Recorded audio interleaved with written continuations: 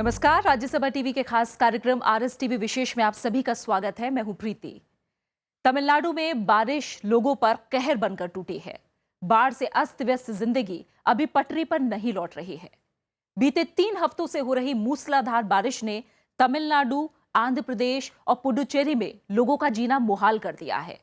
हालात की गंभीरता को देखते हुए प्रधानमंत्री नरेंद्र मोदी ने प्रभावित इलाकों का दौरा किया और 1000 करोड़ रुपए की अतिरिक्त सहायता राशि का ऐलान किया। संसद में पूरे मामले पर चिंता जताई गई और सरकार ने भरोसा दिया कि हालात से निपटने में कोई कोर कसर नहीं छोड़ी जाएगी। विशेष में आज हम इन तमाम पहलुओं पर बात करेंगे। तो आइए शुरू करते हैं आज का विशेष, जोरों पर राहत।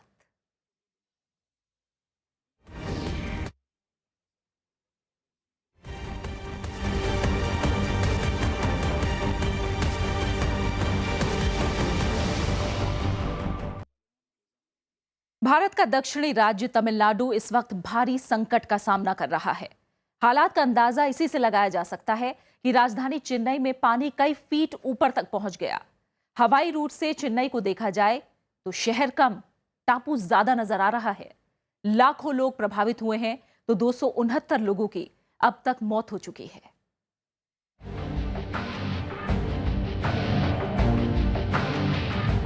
ये तस्वीरें हाले तमिल बयां करने के लिए चाहे काफी हों,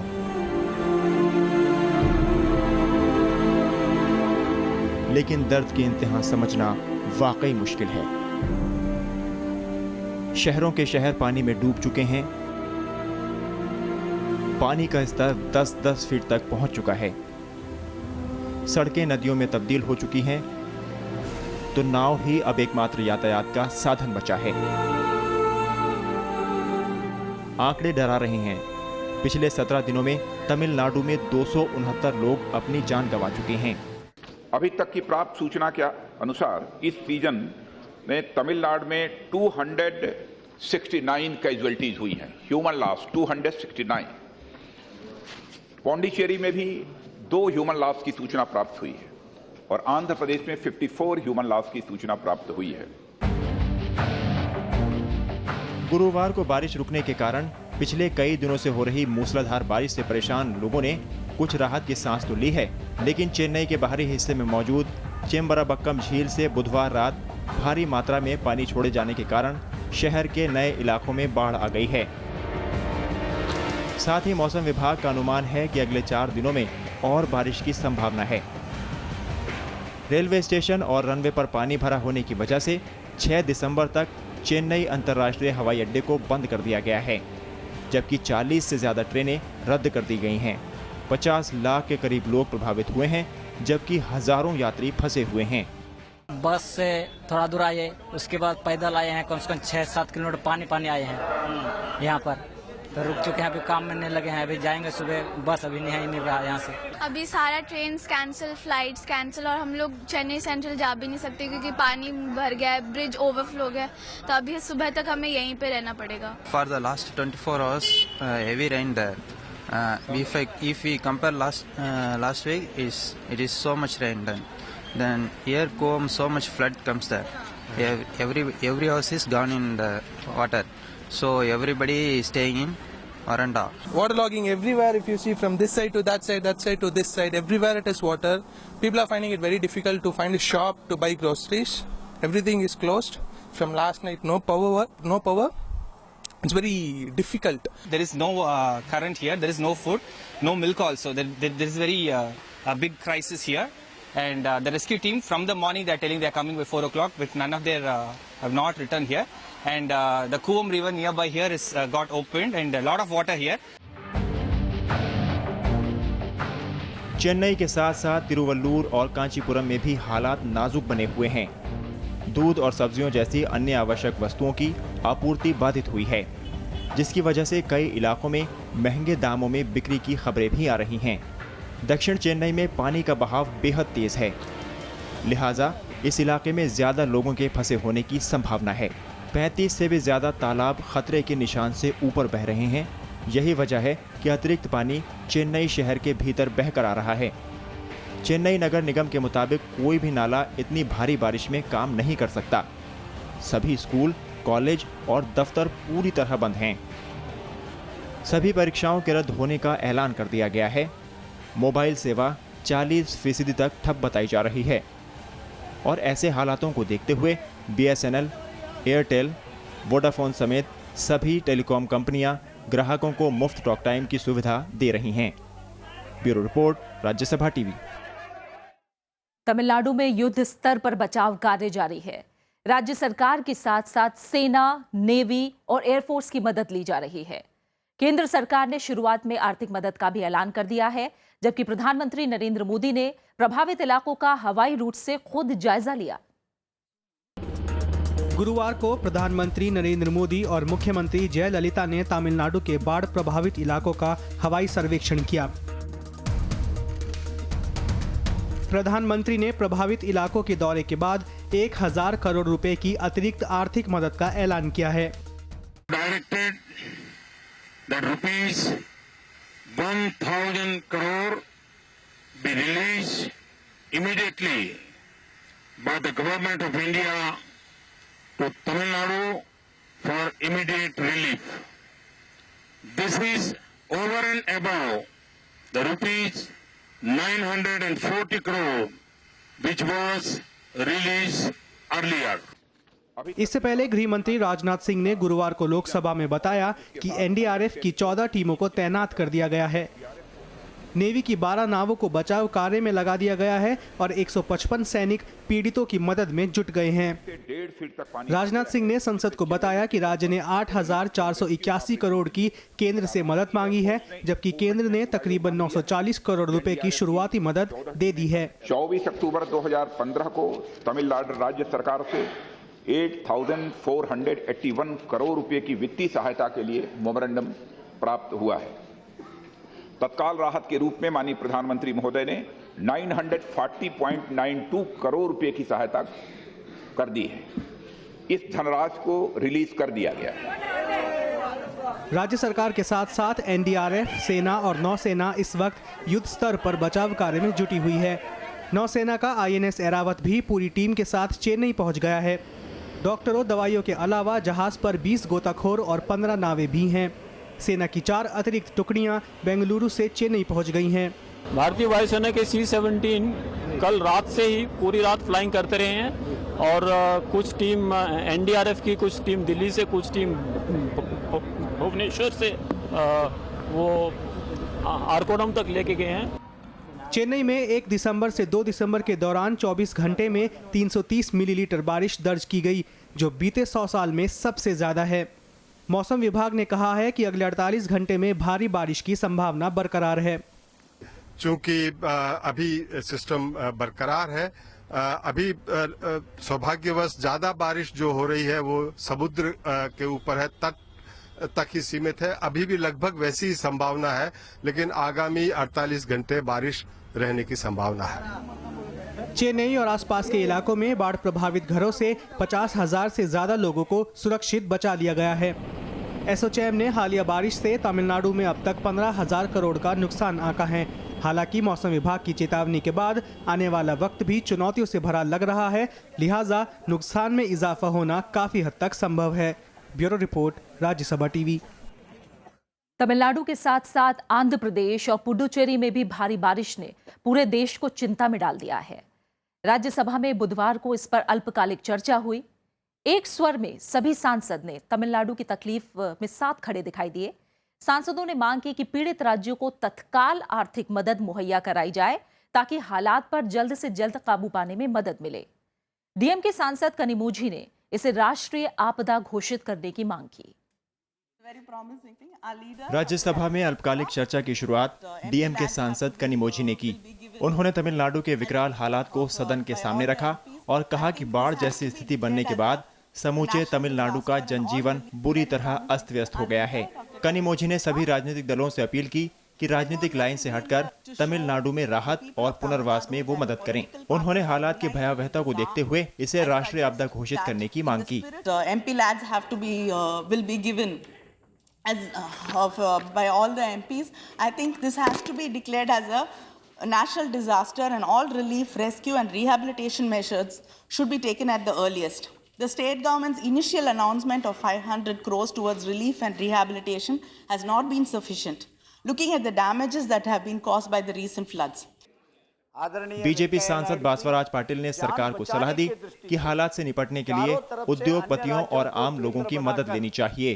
कर्नाटक में इसी प्रकार फ्लड आने के कारण कर्नाटक सरकार ने पब्लिक रिक्वेस्ट करके कम से कम 6000 से अधिक नए मकान बनाए, थोड़े ही समय में समाज से हेल्प लेकर।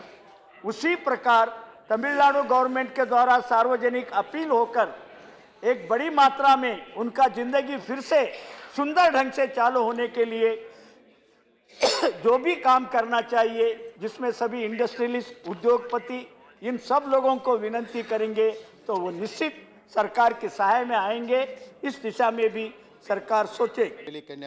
कांग्रेस सांसद ईएमएस नाचियप्पन ने कहा कि आपदा प्रबंधन कानून 2005 के तहत सरकार ने सही समय पर काम शुरू नहीं किया। उन्होंने सरकारी समितियों के हवाले से कहा कि जमीन पर जिस स्तर पर काम करने की बात कही गई थी वो लागू नहीं हो पाई। नाचियप्पन ने तमिलनाडु से जुड़े कई अहम मसलों का जिक्र किया।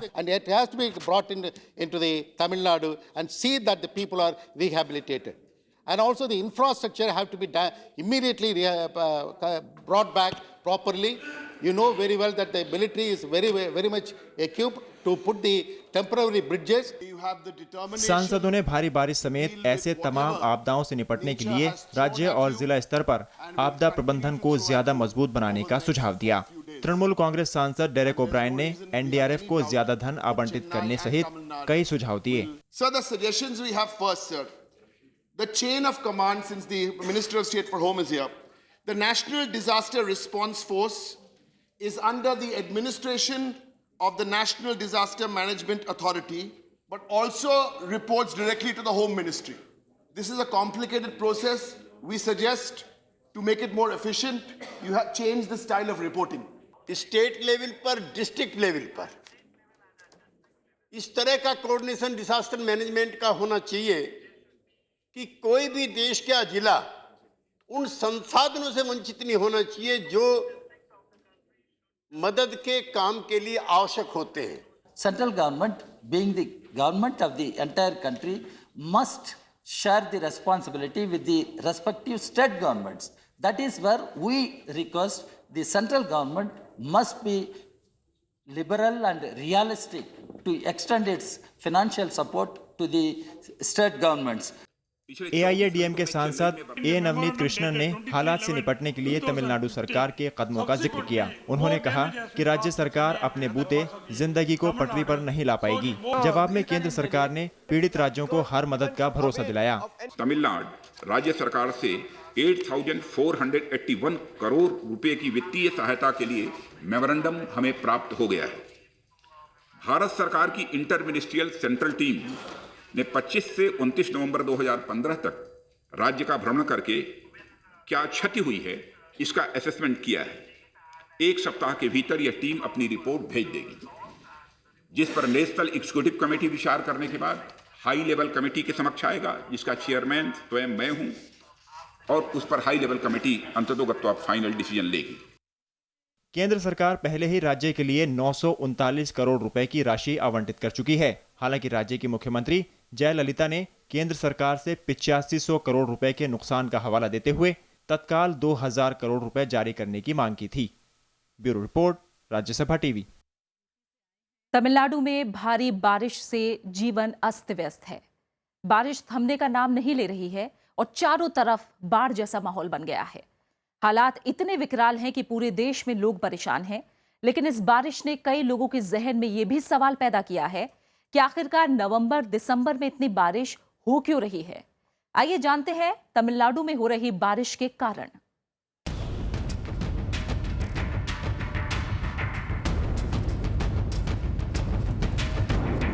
मूसलाधार बारिश से मुश्किल में फंसी जिंदगी इस वक्त तमिलनाडु की हकीकत है।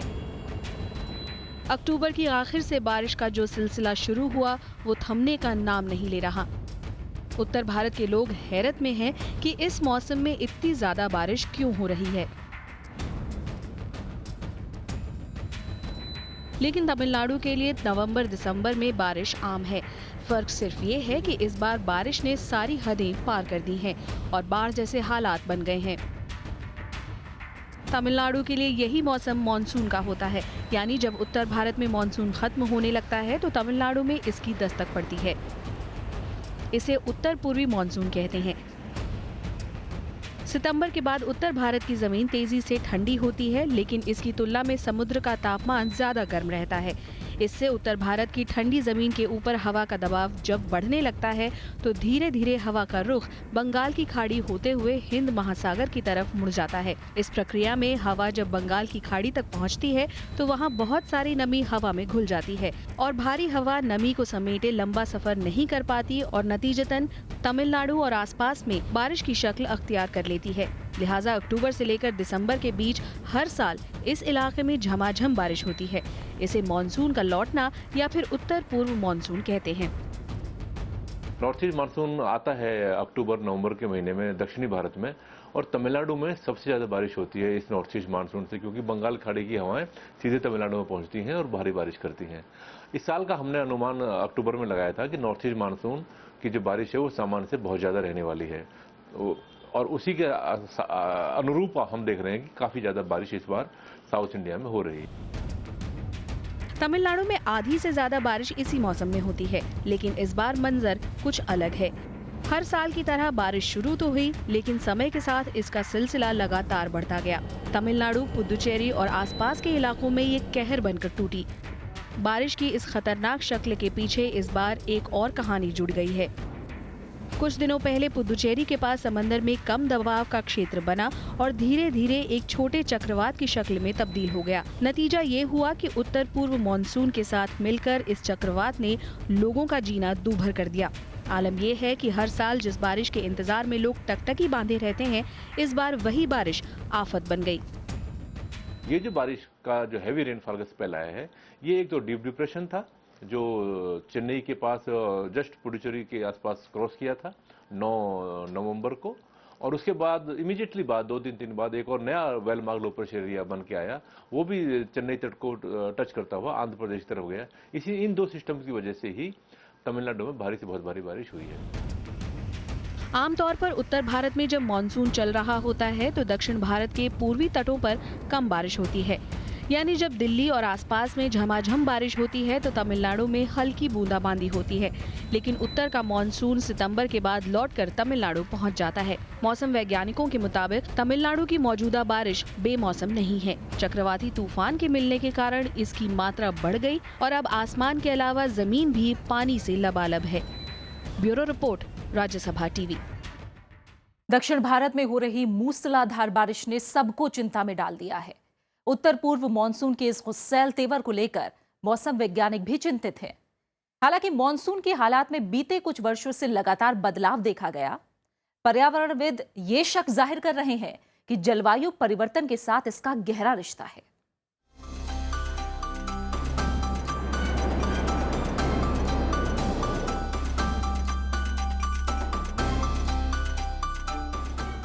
बीते 2 दशकों में जलवायु परिवर्तन पर चर्चा तेज हुई है। जलवायु परिवर्तन के असर पर काफी चिंता जाहिर की गई। आशंका इस बात को लेकर भी जताई जा रही है कि जलवायु परिवर्तन ने मॉनसून को भी प्रभावित किया है। हाल के कुछ अध्ययन बताते हैं कि देश में बारिश का चरित्र बदला है। पुणे के राष्ट्रीय जलवायु केंद्र ने 1901 से लेकर 2003 के बीच सालाना बारिश का अध्ययन किया। उसने पाया कि कुछ इलाकों में बारिश पहले से ज्यादा हो रही है और कुछ इलाकों में कम। हाल में नेचर क्लाइमेट चेंज के अध्ययन भी इसी ओर इशारा करते हैं। पर्यावरणविदों का एक बड़ा तबका मॉनसून में बदलाव के लिए जलवायु परिवर्तन को कारण मानता है। पूरे साल में 100 घंटे आती है, एवरेज में 100 घंटे खाली वर्षा होती है, और अगर वो 100 घंटे भी कम होते जाएं, क्योंकि वर्षा अब ज़्यादा आ रही है मगर कम समय में आ रही है, तो ये क्लाइमेट चेंज का बहुत बड़ा असर है। दूसरा बड़ा असर है कि बहुत वेरिएबल होती जा रही है, कि कुछ पूरी तरह से समझ में नहीं आता कि कहाँ होगी, कब होगी और किस समय पे होगी, किस सीज़न पे होगी। और सीज़न भी बदलता जा रहा है, देर से आती जा रही है, तो मॉनसून हमारा ज़रूर बदल रहा है। जुलाई और अगस्त में इलाकेवार बारिश में बड़ा बदलाव देखा गया है। यानी जब एक इलाके में बारिश हो रही होती है तो दूसरा इलाका सूखे की चपेट में होता है। पर्यावरणविदों का मानना है कि ग्लेशियर में आए बदलाव के साथ मॉनसून का गहरा संबंध है। तमिलनाडु में इस वक्त हो रही मूसलाधार बारिश को भी इसी नजरिए से देखा जा रहा है। लेकिन मौसम वैज्ञानिक जलवायु परिवर्तन के कयासों को खारिज कर रहे हैं। इसको सीधे से जलवायु परिवर्तन में जोड़िए। ये एक बहुत ही रेगुलर और रूटीन फिनोमेना है कि जब नॉर्थ ईस्ट मानसून सक्रिय होता है तो तमिलनाडु में और साथ में लगे आंध्र प्रदेश के रॉयल सीमा के इलाके में इस तरह की बारिश, भारी बारिश हो जाती है। मौसम विभाग ये जरूर मानता है कि मॉनसून में एक्सट्रीम इवेंट्स बढ़े हैं, यानी जितनी बारिश ज्यादा दिनों में होती थी उतनी बारिश अब कम समय में हो रही है। लेकिन एक्सट्रीम इवेंट्स के आंकड़ों को देखते हुए मौसम विभाग जलवायु परिवर्तन को जिम्मेदार मानने को तैयार नहीं है।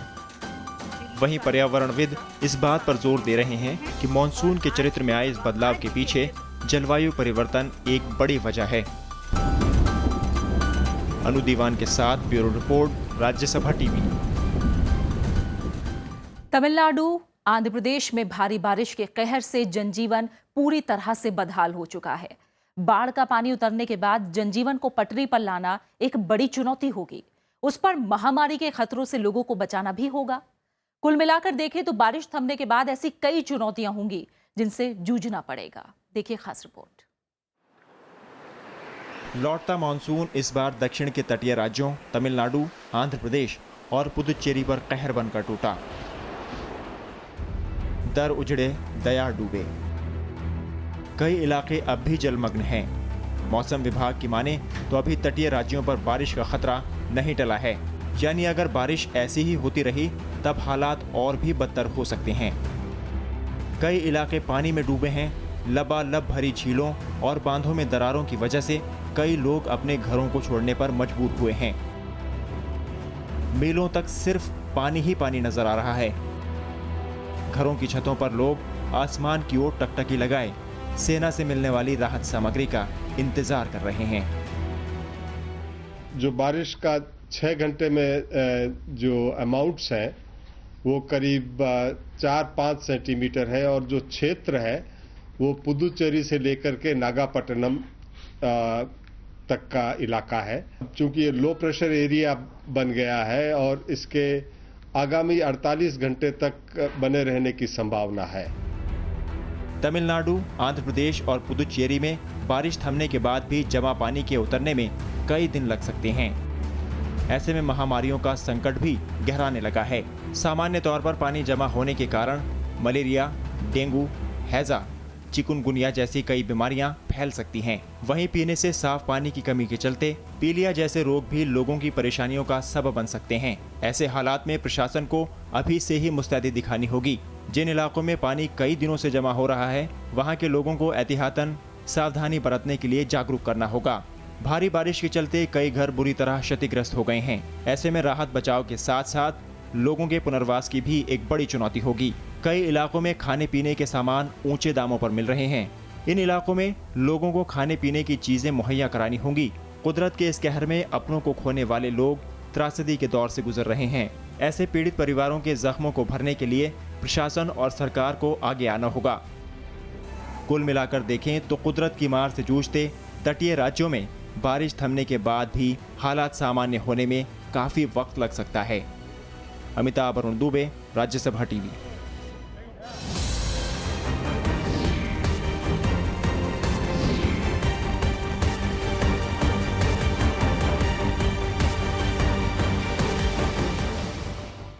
और इसी के साथ आरएस टीवी विशेष में आज इतना ही। फिलहाल मुझे दीजिए इजाजत। देश और दुनिया की बाकी जानकारियों के लिए आप देखते रहिए राज्यसभा टीवी। नमस्कार।